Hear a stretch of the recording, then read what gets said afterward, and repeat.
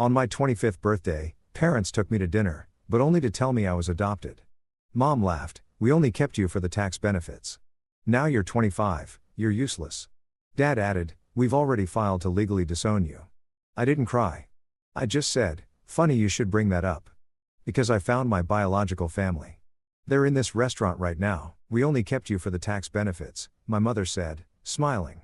At my 25th birthday dinner in the middle of a crowded restaurant on a Friday night. 6 words. That's all it took to demolish 25 years of everything I thought I knew. But here's the part my mother didn't know. I had been preparing for this exact moment for 8 months. And the people sitting 3 tables behind her, they weren't strangers. I didn't cry. I didn't walk out. And I reached into my bag and pulled out an envelope, and everything inside that restaurant changed. But to understand why, you need to hear the whole story. I'm Paige. I'm 25. I live in one of those small towns where everybody knows your name and your parents' version of the truth. Now, let me take you back 8 months to the night I found a folder that was never meant for my eyes. 8 months before that dinner, I'm on my hands and knees in my parents' basement sorting boxes. Lorraine, my mother, asked me to clear space for my cousin Brittany's things. Brittany's moving back to town after a breakup, and apparently the basement needs to be spotless by next week. Lorraine didn't ask nicely. She never does. And she just left a sticky note on my apartment door. "Basement Saturday, don't forget." So, here I am, covered in dust, dragging cardboard boxes across a concrete floor. Most of it is old Christmas decorations and Glenn's fishing gear. But tucked behind the water heater, I find a box sealed with packing tape. Lorraine's name written across the top in faded marker. I shouldn't open it. I open it. Inside, a manila folder. And inside that folder, my entire life rearranges itself. An official adoption certificate, a birth certificate I've never seen, the original one with the name Baby Girl Dooner typed in the center.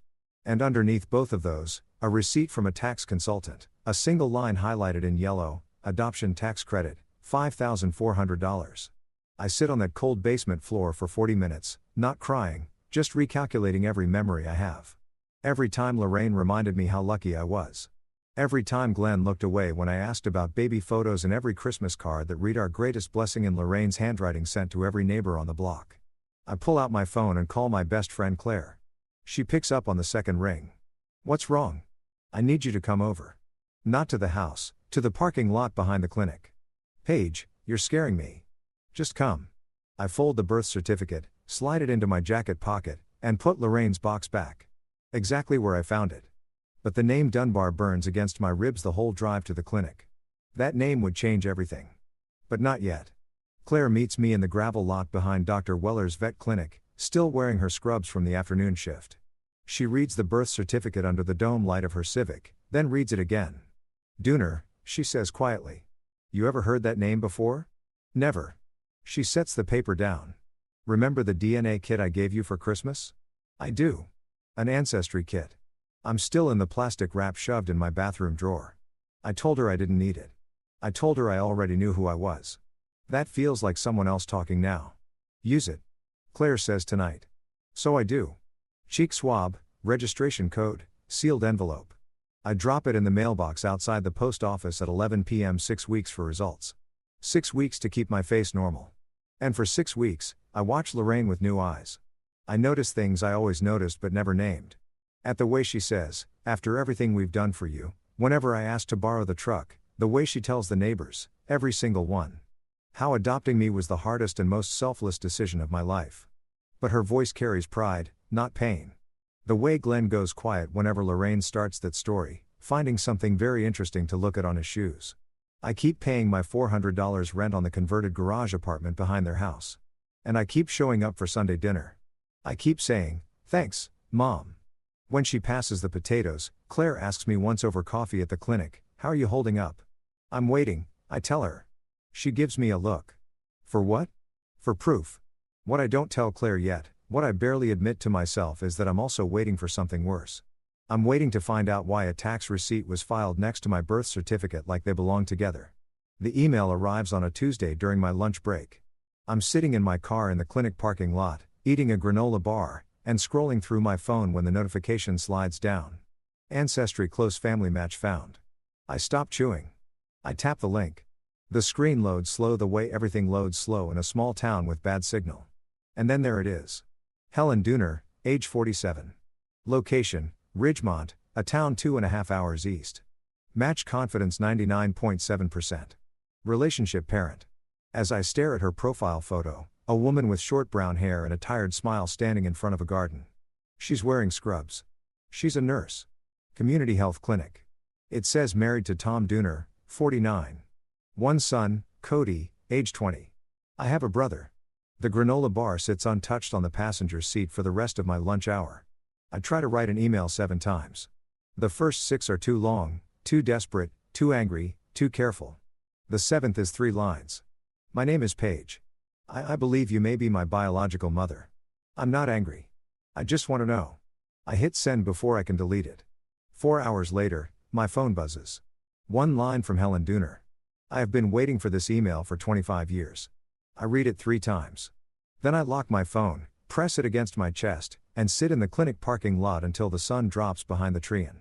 For 25 years, I thought the people who raised me were the only family I'd ever have. At now, a woman 2.5 hours away is telling me she's been counting the days since she lost me. But Lorraine Mercer doesn't know any of this. Not yet. For 3 months, I live in 2 worlds. On my days off, I drive 2.5 hours to Ridgemont. The first visit, Helen's hands shake so badly, she nearly drops the lasagna dish. Tom shakes my hand at the front door and says, "Welcome home, kid." Like he's been rehearsing it all week and still almost can't get it out. Cody, 20, Belanky, loud, shows me photos of Helen when she was young. "You've got her chin," he says, grinning. "Sorry about that." Helen opens a small jewelry box on the kitchen counter. Inside is a faded hospital wristband, so tiny it wouldn't fit around 2 of my fingers. "Baby girl, Dunbar, she's kept it for 25 years. I lit a candle every March 15th, she tells me, eyes wet. Every single one. I visit 4 more times over the next 3 months.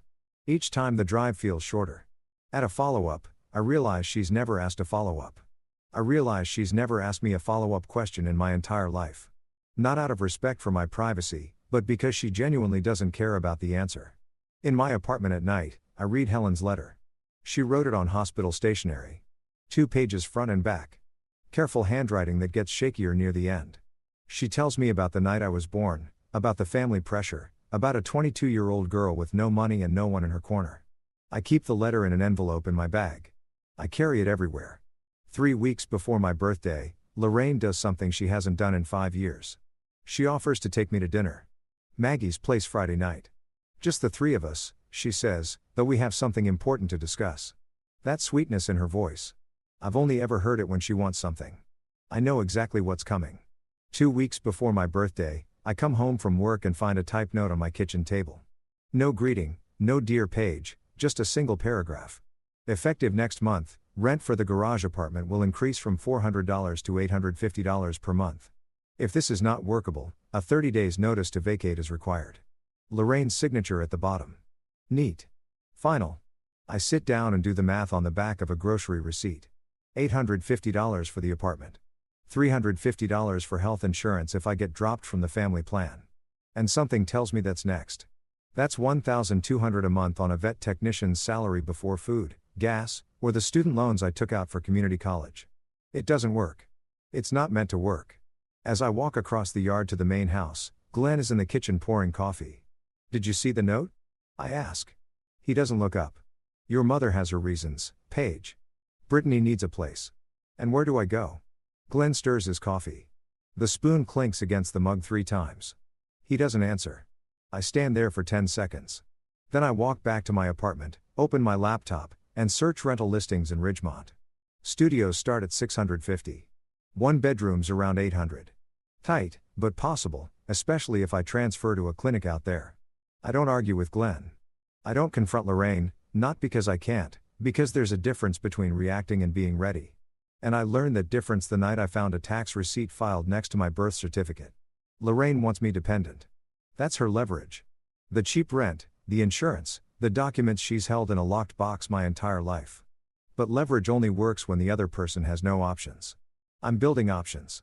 The next morning, I sit in the clinic break room and call the insurance company. If my parents remove me from their family plan before I turn 26, I ask, what are my options? The representative is polite, efficient. They can remove you at any time.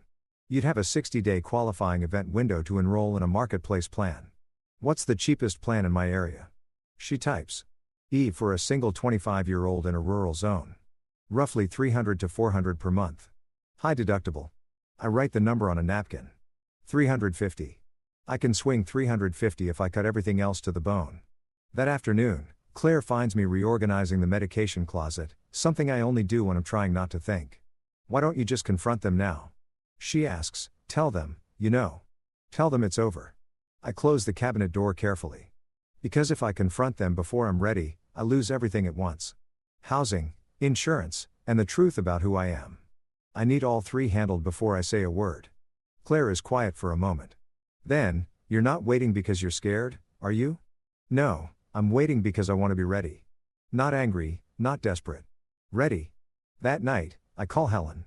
I tell her about the rent increase, about the insurance. With us as long as you need. Tom's already with us as long as you need. Tom's already clearing out the guest room. I'll pay rent. I say, Paige, I'm not going from one dependency to another. Helen, let me pay my way. She's quiet for 3 seconds. You sound exactly like me at 22. Stubborn as hell. I almost laugh. Almost. 4 days before my birthday, Buzz Lorraine knocks on my apartment door. She's smiling. Not her real smile. The one she saves for church potlucks and parent-teacher nights she hasn't attended in years. The performance smile. Paige. Honey. Dad and I want to take you to dinner for your birthday. Maggie's place Friday night. Just the three of us. She tilts her head. We have something important to discuss. It'll be nice. I search her face. The sweetness is layered on thick, the way you frost a cake that didn't rise properly. As she's been planning this, I can feel it. Sure, Mom, I say. Sounds nice. She pats my arm, a gesture I suddenly realize she only does when she's about to ask for something or take something away, and walks back across the yard. The second her screen door shuts, I pick up my phone. Helen, it's happening. Friday night, Maggie's place. Silence on the other end. Then Helen's voice steady. What do you need from us? Come to the restaurant, all three of you. But book a table, but sit separately. Don't come over unless I signal. I need to hear what they say first. We'll be there, Helen says. Tom's already grabbing his keys. Helen, it's 4 days away. I know. I just want him to know we're going. I sit on the edge of my bed after we hang up. The envelope is in my bag. Helen's letter, our family photo from last month, the DNA results. I press my hand against the bag like I'm checking for a heartbeat. Friday is 4 days away.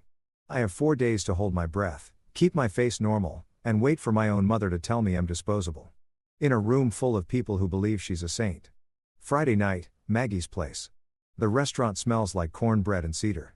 Warm light, oak-paneled walls, a George Strait song on low-through-ceiling speakers. Every table is full or filling. This is the only sit-down restaurant in a town of 4,000, and Friday night is sacred here. I arrive 10 minutes early. My hands are steady. My breathing is not. I scan the room. In the far corner near the window, Helen in a blue blouse, Tom beside her in a flannel button-down. Cody hunched over his phone. Helen sees me. A tiny nod, barely a dip of her chin. That's all. That's enough. I sit at a table in the center of the room. Maggie herself, 63, silver-haired, built like a woman who's been carrying cast-iron skillets since before I was born, waves from behind the register. Happy birthday, his sweetheart, she calls out. I wave back. Underneath the table, my right hand closes around the envelope in my bag. Glenn and Lorraine arrive together. Lorraine is wearing a red dress, something she reserves for Easter and the county fair pageant. Her lipstick matches. She's dressed for a celebration. Glenn wears a button-down shirt with the top button fastened, which he only does when he's uncomfortable. Lorraine slides into the booth across from me. Don't you look pretty tonight? 25. Can you believe it? She orders a glass of wine. Glenn orders water. I order nothing. Small talk. Lorraine asks about the clinic. I answer. She doesn't listen. Her eyes keep flicking to her purse. To Glenn, back to me. She's running a script in her head, and the small talk is just the opening credits. 2 tables to our right, Pastor Jim Hadley and his wife settle in with menus. Lorraine notices them. Oh, way to say this. Glenn is looking at his way to say this. Glenn is looking at his plate like there's a script written on the mashed potatoes. Lorraine folds her hands on the table, practiced, almost pastoral. You're adopted, she says. We took you in when you were 3 days old. I don't react. Not because I'm acting. That's because I've already lived through this moment 8 months ago on a basement floor. Lorraine reads my silence as shock. She keeps going. We kept you because honestly the tax situation made it work for us. The credits, the deductions, it helped us get through some very rough years. She pauses, a small closed-mouth smile. But now you're 25. The benefits ended, and frankly, Paige, we've done our part. The words hang in the air like smoke. At the next table, as a woman's fork stops halfway to her mouth, Glenn clears his throat. We've consulted a lawyer about formalizing the separation legally. You have 30 days to move out of the apartment, Lorraine adds, reaching into her purse. She pulls out a folded sheet of paper, the same clinical tone as the rent notice. Brittany needs it. She slides the paper across the table. I don't look at it. I look at Lorraine straight into her eyes. And I hold that gaze for 5 full seconds, long enough that she shifts in her seat. Is that all? I say. The words come out quieter than I expected. Not hurt, not angry, just clear. Lorraine blinks. The smile falters. She wasn't expecting that. She was expecting tears. Maybe begging. Something she could manage. Something she could pat on the head and walk away from feeling righteous. What do you mean? Is that all? She says. I don't answer. Not yet. That's because the next thing I say will change everything in this room. And I need her to feel the silence first. Lorraine doesn't like silence. She never has. Silence is a space she can't control. And Lorraine Mercer needs to control every room she enters. I know this is hard, she says, leaning forward. But it's better you hear it from us than find out some other way. How generous of you, I say. Her jaw tightens. Don't get sarcastic with me. We raised you. We fed you. Oh, we gave you a roof for $5,400 a year. The number lands. Lorraine's hand twitches against the table. She didn't expect me to know that figure. Glenn quietly. This doesn't have to be ugly. Paige. Then why did you bring paperwork to a birthday dinner? He doesn't have an answer for that. Lorraine reaches for her purse again, pulls out a pen, and sets it beside the folded paper. Sign this tonight, she says, and we'll give you the full 30 days. If you don't, it's 2 weeks. Her voice is louder than she intends. 2 tables over, Pastor Jim sets down his fork. At the corner booth, Maggie pauses with a coffee pot in her hand, her eyes moving between Lorraine and me. I look at the pen, then at the paper, then at Lorraine. I'm not signing anything at a dinner table, Lorraine. The name lands harder than the number did. Not Mom. Lorraine. First time in 25 years. Lorraine's mouth opens. Closes. Her nostrils flare. And for just a moment, the mask comes down completely. Not sadness, not regret, irritation, pure uncut irritation that I am not following the script she wrote for tonight. She was supposed to deliver the news. I was supposed to cry. She was supposed to comfort me just enough to feel noble. I was supposed to sign. I didn't. Excuse me. Lorraine's voice drops to a hiss. I am still your mother. You just told me you're not. The sentence sits between us like a wall. Then Glenn makes a sound. Half cough, half groan, and shifts in his seat.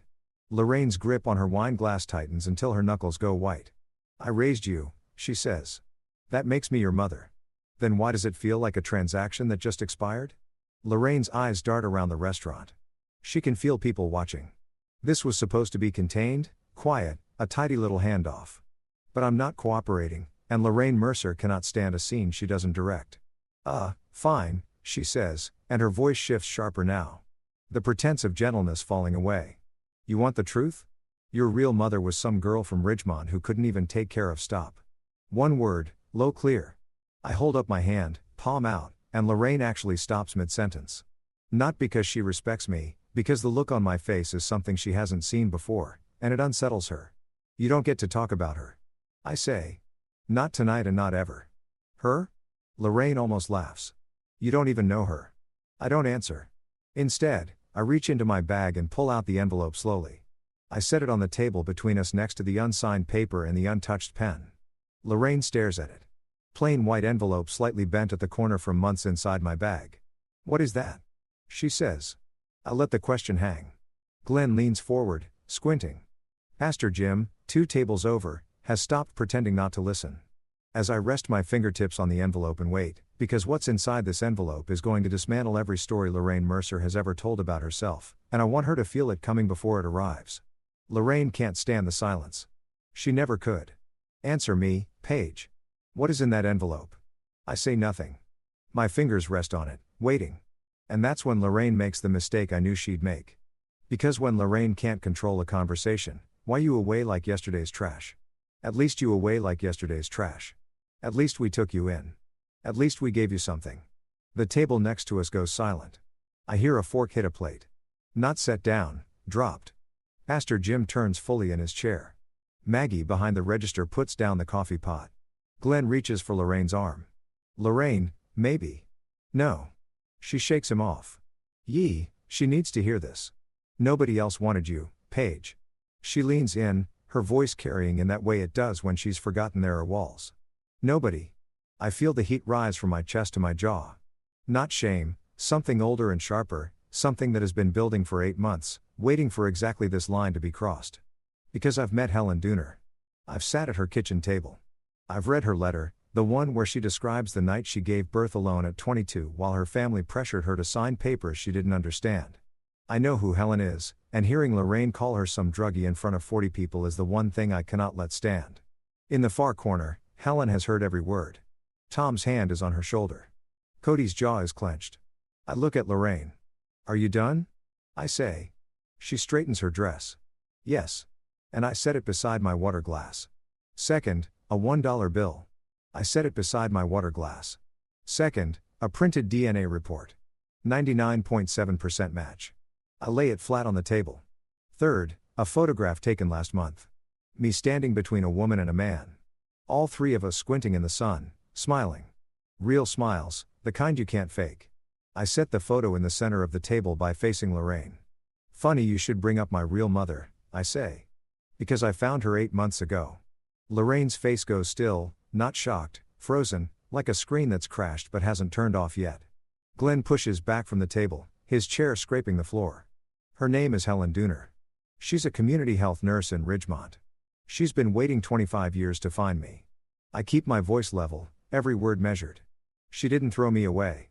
She was 22 and alone and her family forced her hand. That's not the same thing as being unwanted. Lorraine looks down at the photograph. She sees me standing between two people she's never met, wearing an expression she's never seen on my face. A daughter who looks like she belongs. That's you can't, Lorraine starts. But the words tangle. And one more thing, I say. I pause, not for drama, because I need this next sentence to land exactly right. They're here right now in this restaurant. Lorraine's head snaps up. Her eyes dart across the room, past the booths, past the bar, past Jim. Searching, Glenn grips the edge of the table like the floor just tilted. And in the far corner, Helen Dooner sets down her napkin and waits for my signal.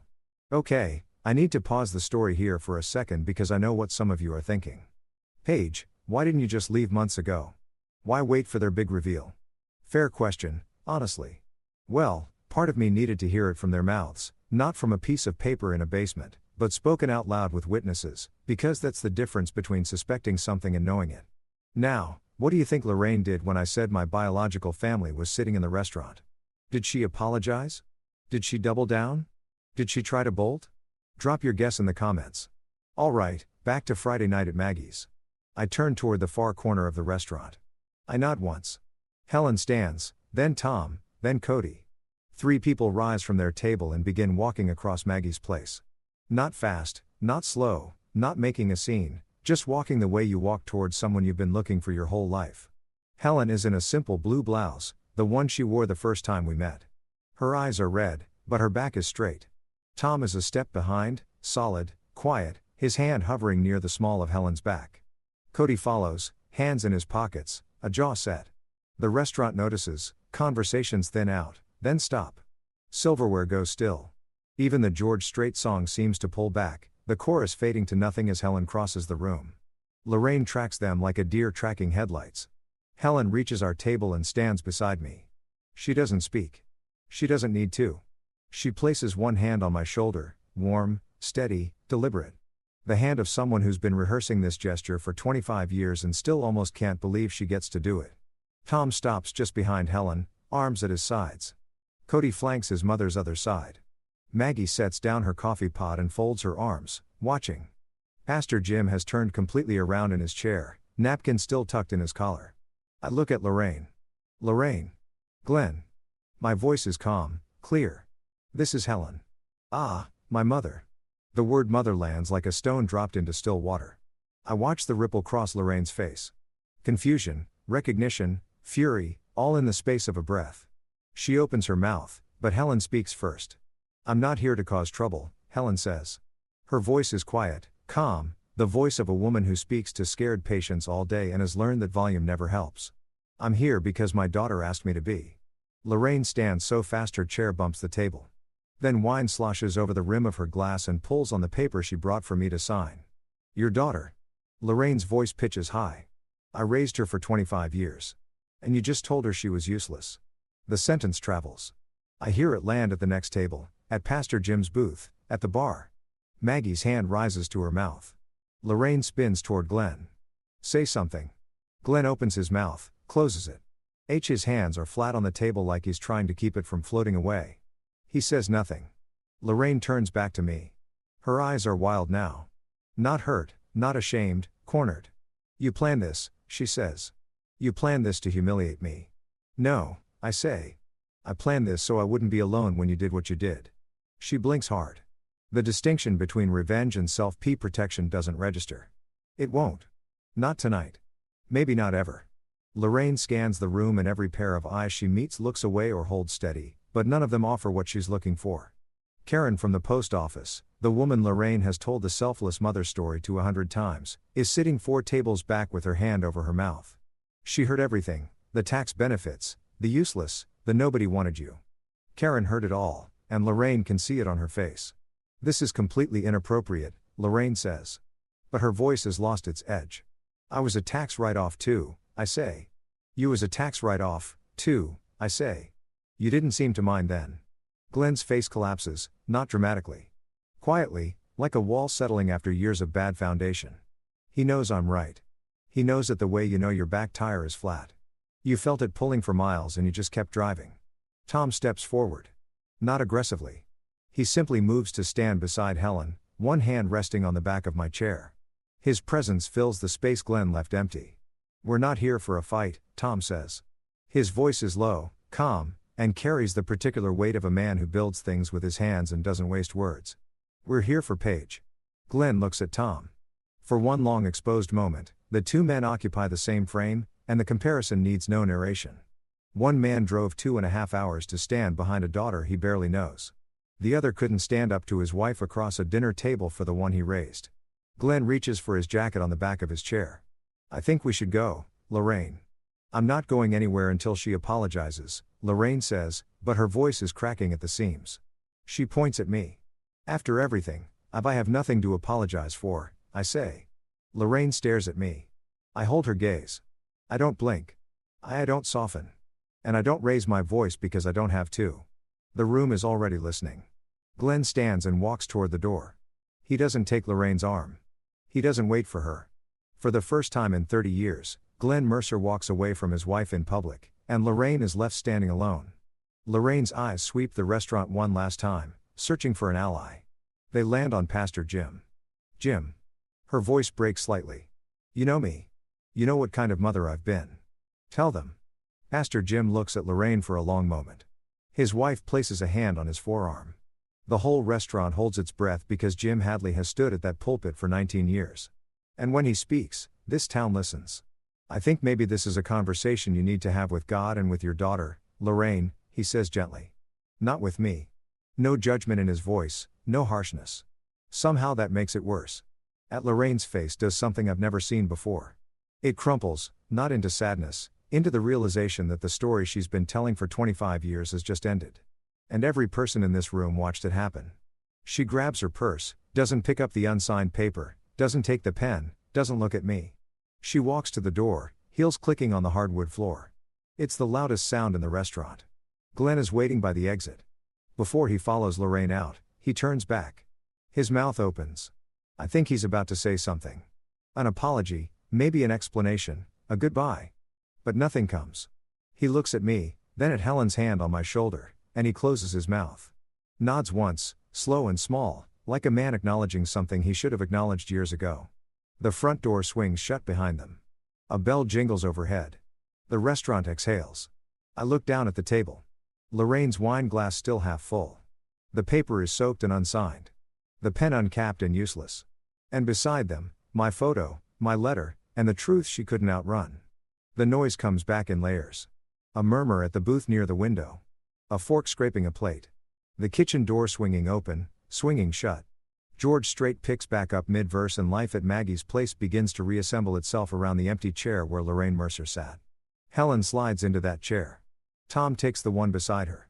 That Cody drags a chair from the next table and wedges it in at the end, his long legs bumping the table leg. Nobody speaks for a few seconds. Helen is holding my hand. Her fingers are cold.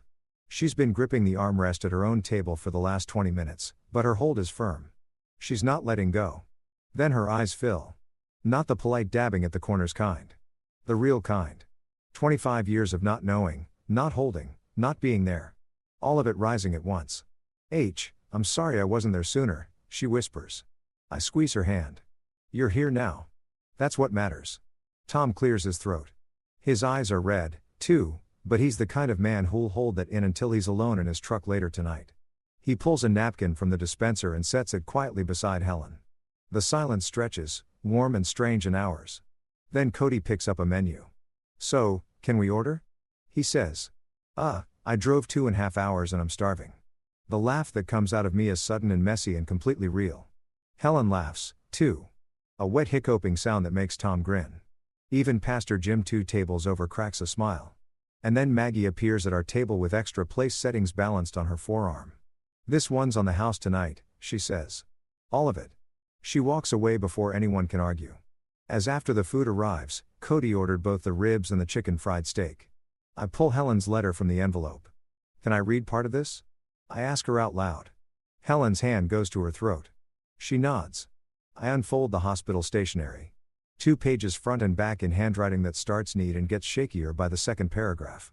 I don't read all of it, just a piece, the part I think matters most. Helen wrote about the night I was born. A Thursday raining day she was 22 alone in a delivery room and the only person who came was a nurse named Diane who held her hand through the last 3 hours. She wrote about the hospital wristband they fastened to my wrist. How she memorized every letter before they took me to the nursery. She wrote about the candles. Every March 15th I read aloud. I light a candle and I set it on the kitchen window sill. Tom knows. Cody knows. They never asked me to explain. I have never missed a year. I fold the letter. The table is quiet. Tom is looking at his plate. Cody is looking at his mother. I don't read the rest because the rest is between Helen and me. About the family who pressured her. About the papers she signed at 22 without anyone explaining what they meant. About 2 decades of guilt that Helen carried like a second skeleton inside her body. But the restaurant has heard enough. Ed Karen. Lorraine's co-worker from the post office gets up from her table and walks over. She stands next to me, clutching her napkin. I'm so sorry, Paige, she says. I didn't know. I nod. Thank you, Karen. She goes back to her seat. I watch her pull out her phone and begin typing. By morning, every person in this town will know.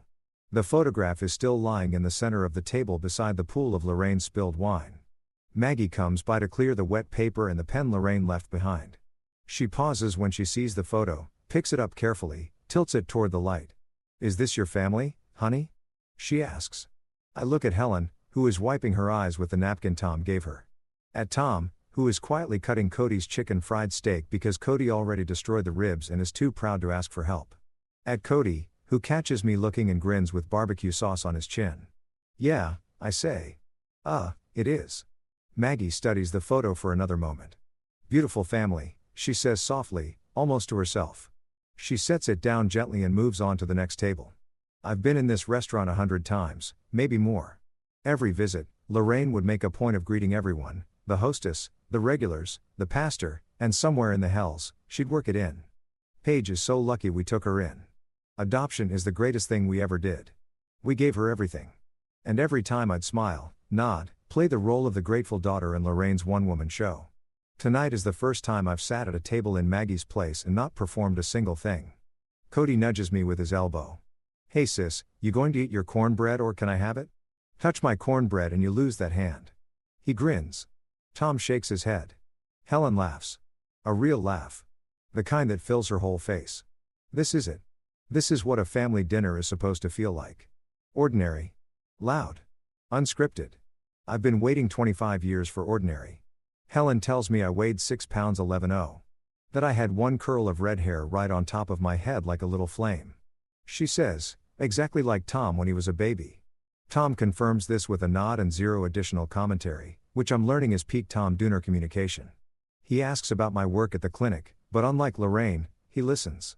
Actually listens. He asks follow-up questions. What's the hardest part? What's my favorite animal to treat? Do I ever get bitten? When I tell him I got bit by a Pomeranian last week, he laughs so hard he has to put his fork down. Cody shows me a meme on his phone. I don't get it. He explains it. I still don't get it. He tells me I'm hopeless, but in a lovable way. And I realize this is probably how siblings talk to each other. And I've been missing it my whole life. For an hour, we eat, we talk. Nobody brings up Lorraine. Nobody brings up the tax benefits or the paper or the apartment.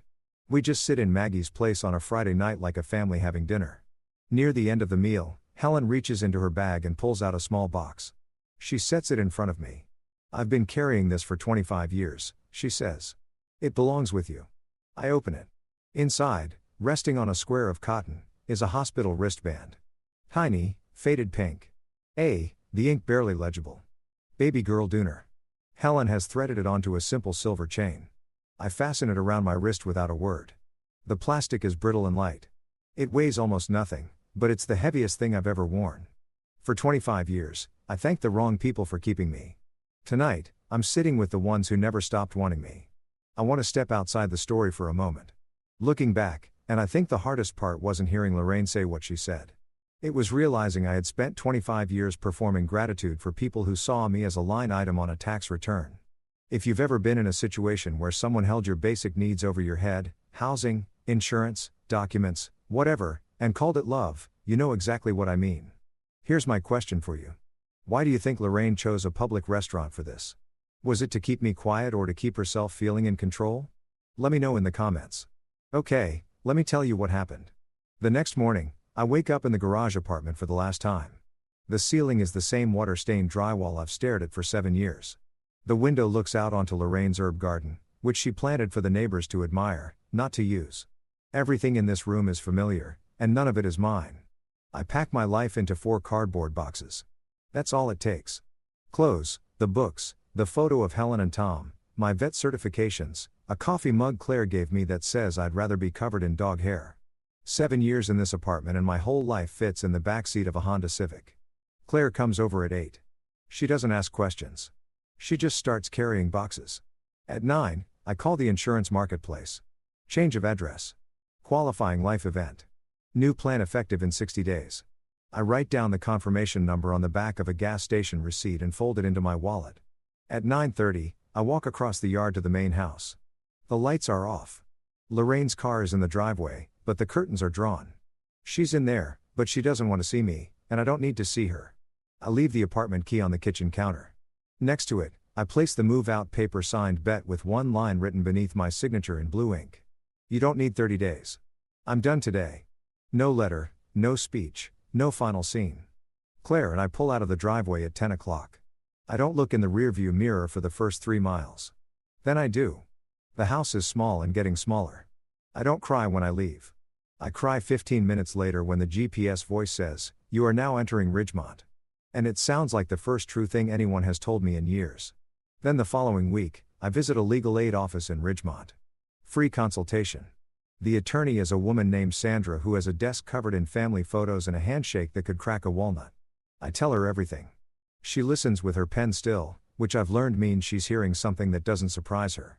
First things first, Sandra says there is no legal mechanism in this state or any state to disown an adult child. Your father was bluffing. She lets that sink in. He may have consulted someone or he may have just said that to scare you. Either way, there's no paperwork he can file, no petition he can submit, and no judge who would hear it. You are a legal adult.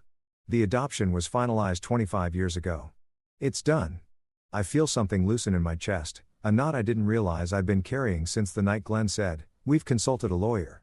In that tight, rehearsed voice, Anna Sandra helps me file a request with the county clerk for my original birth certificate and the full adoption record. 3 weeks later, a manila envelope arrives at the Dooner house. Inside my birth certificate, the real one with Helen's name.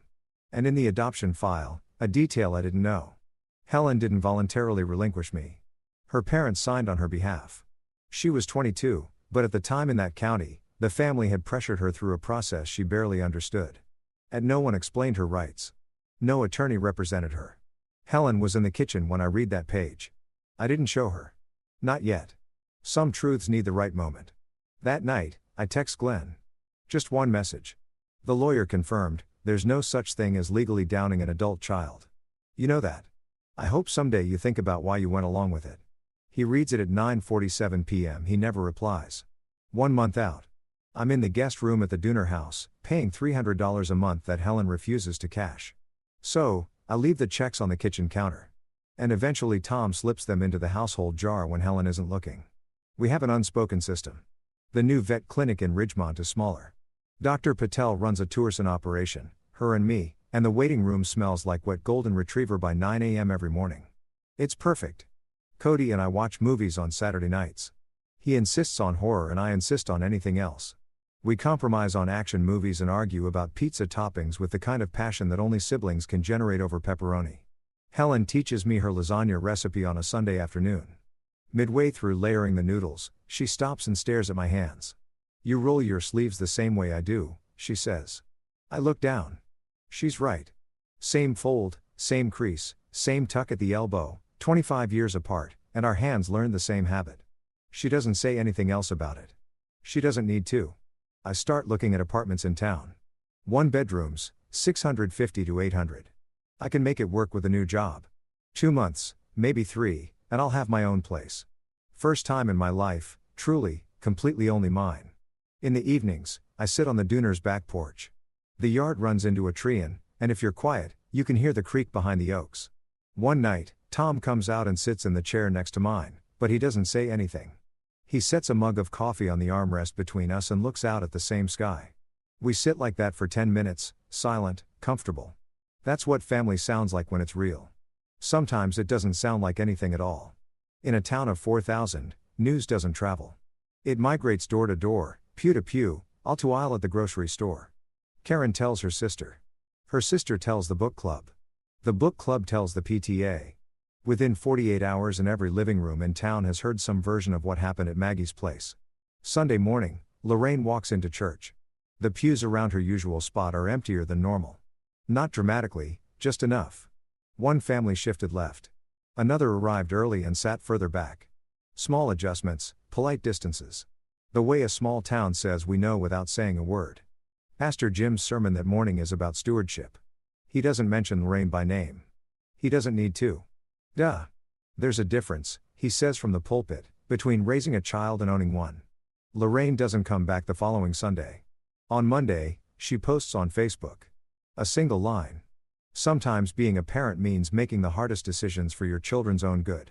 She gets 3 likes, 47 comments, and not the kind she wanted. What decisions, Lorraine? We heard what happened at Maggie's.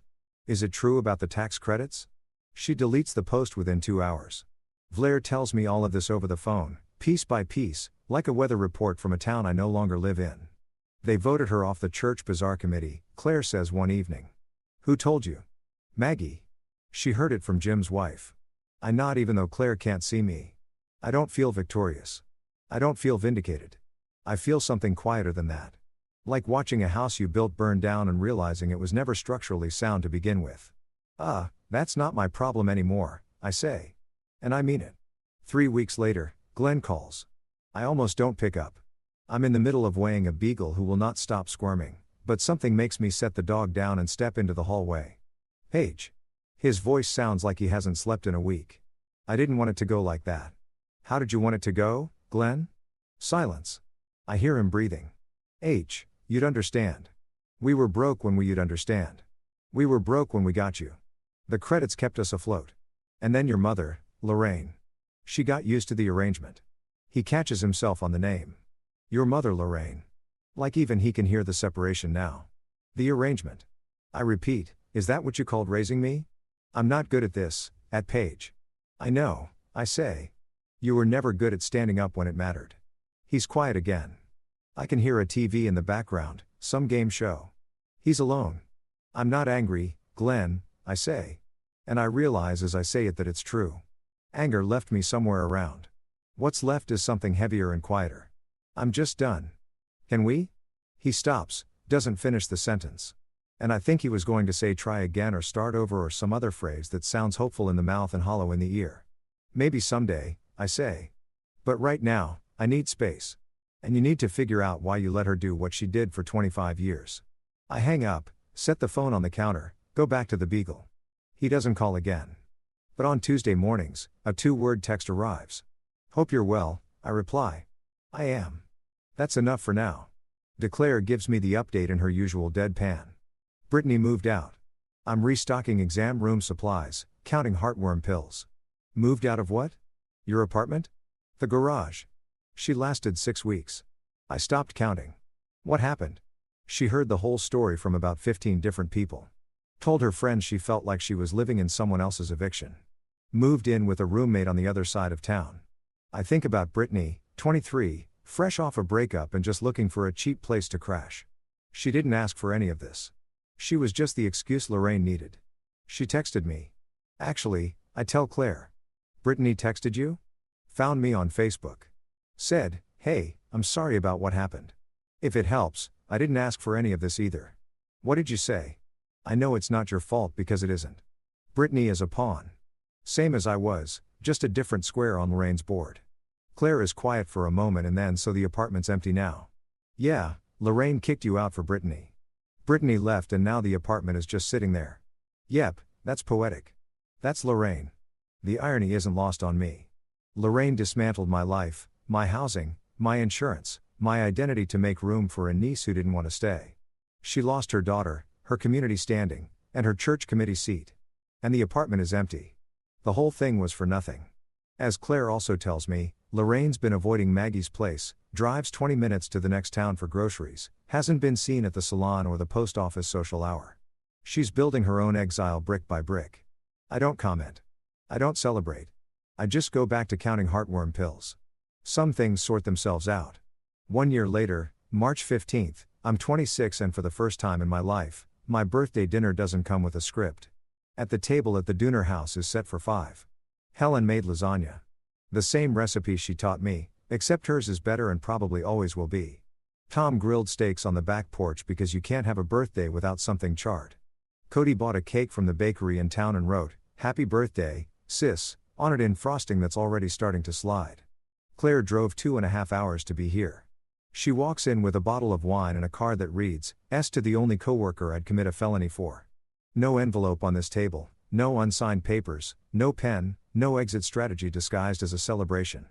Helen brings out the cake with 26 candles. The kitchen fills with light. "This is the first time I get to do this in person," she says, and her voice catches on the last word. I close my eyes over the candles. I don't make a wish. Everything I need is already sitting at this table, loud, imperfect, and here.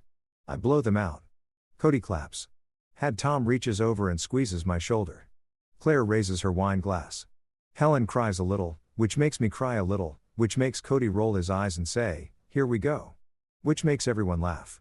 On my wrist, the hospital bracelet on its silver chain, faded pink plastic, barely legible ink. I wear it every day, not as a reminder of what I lost, as proof of what I found. I have my own apartment now, $650 a month, second floor, with a window that faces the Trian. And I pay every bill myself. Marketplace insurance, my name on every document, nobody's tax benefit, nobody's arrangement, just Paige. So, here's what I want to leave you with. Not advice. I'm 26. I'm in no position to give advice. Just what I've learned. Lorraine didn't destroy me that night at Maggie's. She freed me. She just didn't know it. I don't hate her. Hate takes energy I'd rather spend on the people who actually want me around. And honestly, hating Lorraine would mean she still occupies space in my life, and I've spent 25 years giving her space she didn't earn. Glenn texts me sometimes, short messages, always on Tuesday mornings. "Hope you're well," I reply. I am. 2 words, but I mean them. Maybe someday we'll have a longer conversation. Maybe we won't. That door isn't locked. It's just closed. And I get to decide when it opens. Helen and I are still learning each other. She apologizes too much for missing my first word, my first day of school, my first everything. I tell her to stop. She cries. I get awkward. We're both figuring it out. That's okay. Real families aren't perfect. They're present. Tom taught me how to change a tire last month. I'm 26. I should have learned at 16, but the man who was supposed to teach me was too busy not making waves. Cody still sends me memes I don't understand. I pretend to get them. He knows I'm pretending. It's our thing. And here's the part I want you to hear. Whoever you are, wherever you're listening. If someone holds your basic needs hostage, housing, insurance, documents, access, and calls it love, that's not love. That's leverage. And you don't owe gratitude for leverage. I didn't get revenge that night at Maggie's place. I got clarity. And clarity, it turns out, is louder than any speech I could have given. Tonight, I'm sitting in my apartment in Ridgemont. The one with the window that faces the trees. The dishes from dinner are still in the sink. Claire left an hour ago. Cody texted me a birthday meme. I don't get it, but I sent a laughing emoji anyway. On my kitchen windowsill, I set a candle, just a simple white taper and a glass holder, the kind you buy for $2 at the hardware store. I light it. For 25 years, Helen lit a candle on this date. Every March 15th, a small flame on her kitchen windowsill. Marking the birthday of a daughter she couldn't hold.